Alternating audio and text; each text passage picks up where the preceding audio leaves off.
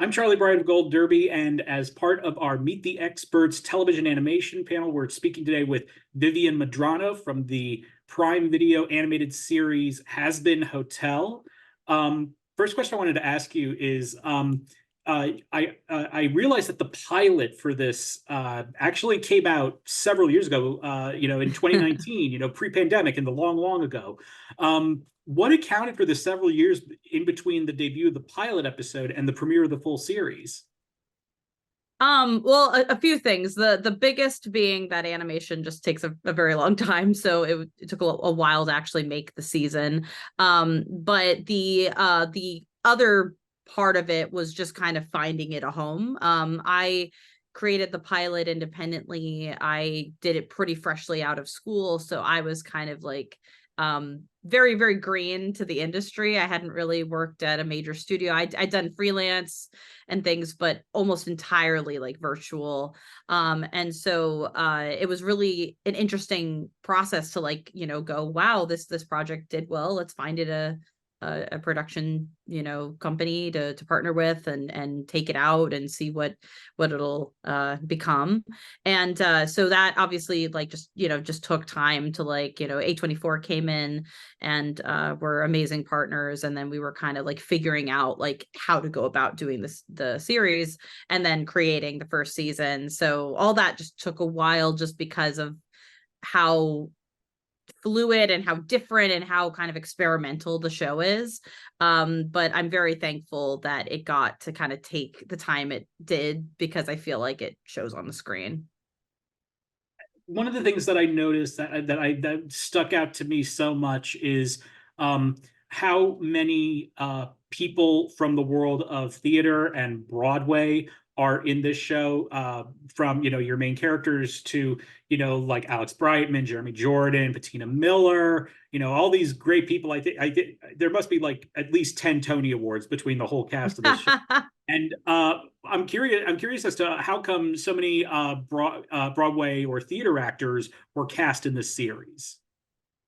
For sure the biggest reason is because it's such a classic musical, so it just made sense.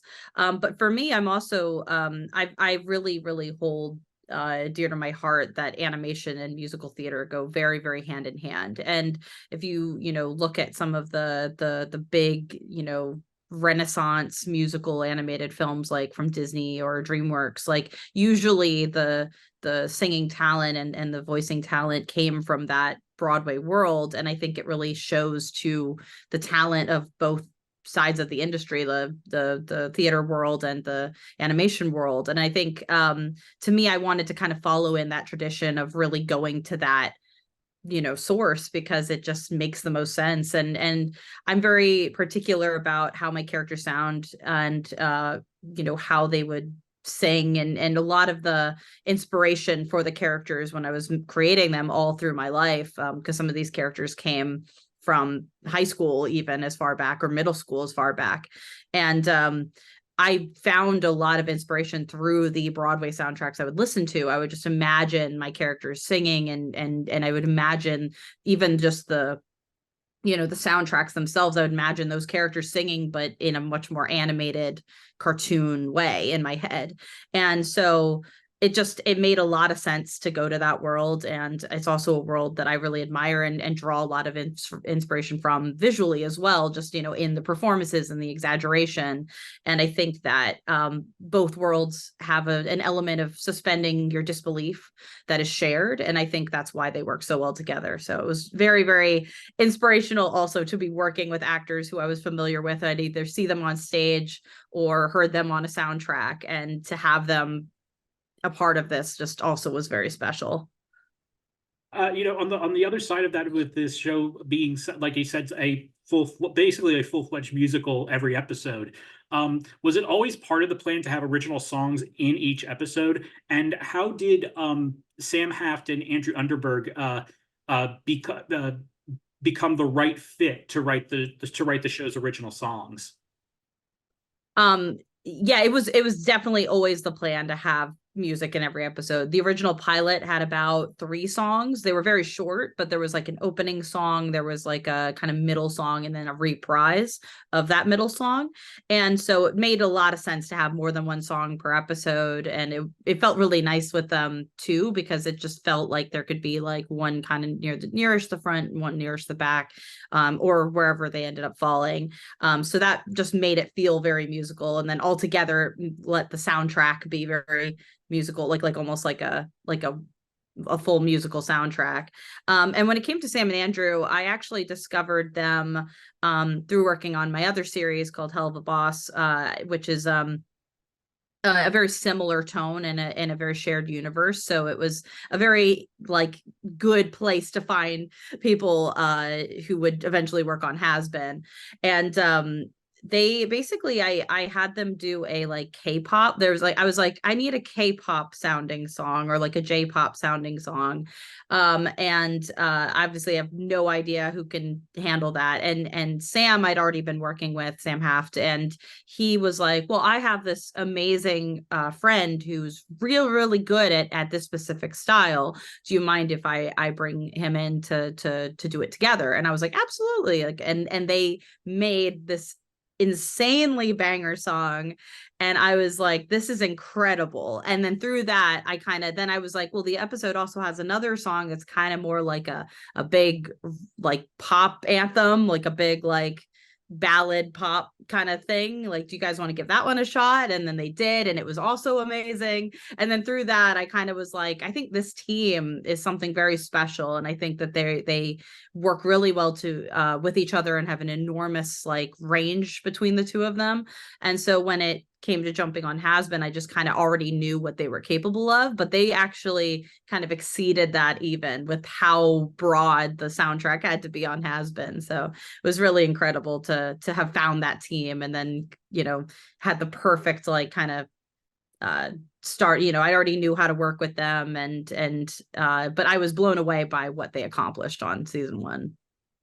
Yeah, you mentioned your previous project, Hell of a Boss, which also delves into, you know, the wacky characters in the underworld of hell. And I'm curious as to what account do you what accounts for your fascination with that? I'm just curious about that.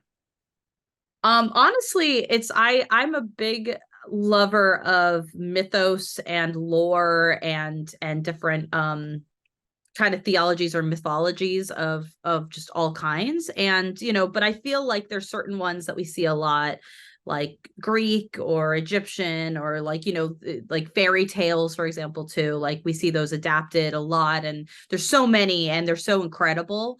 And it's one of those things where I wanted something that I was passionate about, but also that I feel like I could really bring something to that hasn't been done before.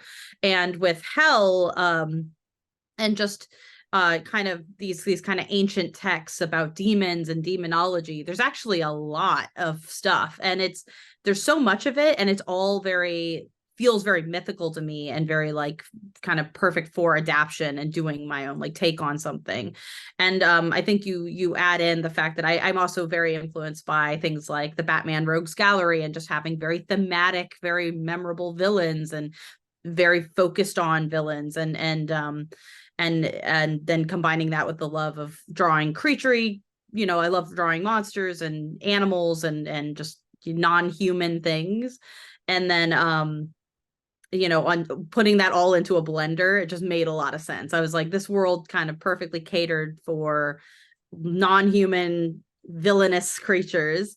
And then when it came to my sensibilities, though, I deeply believe in the gray of the world and not labeling things black and white. And so it just made perfect sense to me to set the story in a place that's considered the like, you know, bad place, and then have a story that involves redemption, and it involves seeing that gray area of the, you know, of heaven and hell in that way. So it just kind of made sense for me because I was like, I can explore themes that I love, but also visually have fun and do my own take on kind of like something that we've seen before in media. Because there's been so many depictions of hell and they're all so cool, but I feel like a lot of them kind of lean towards the kind of classic or the more like expected things, and I wanted to do something a little bit more, to my sensibilities. On the flip side of the sets, with the characters, I'm curious as to which was there a character that was particularly challenging to design? Oh yeah, I think my characters are very intricate. I actually, when we made the pilot, I kind of really love details, and I love, like, I was an animator that would just be willing to sit there and put as much detail on the characters and animate those details and have fun with that. But feasibly, it's a little complicated. So for the series, I simplified them a little bit and I made them a little bit easier to just kind of like be handled by more artists than just me. And I think the biggest challenge, it was Angel, just because he had such an iconic look and so many stripes and things like that. So he was a little bit of a challenge to simplify in a way that I felt like still captured what people enjoyed about him. But I'm very happy with what it ended up being. But yeah, I think the characters, I've had them for so long that their designs really came to me, and I've had a lot of fun with them over the years. Well, Vivienne, thank you so much for joining us, and we look forward to seeing you on our panel in just a little bit. Of course, thank you so much for having me. This is a huge honor to be included.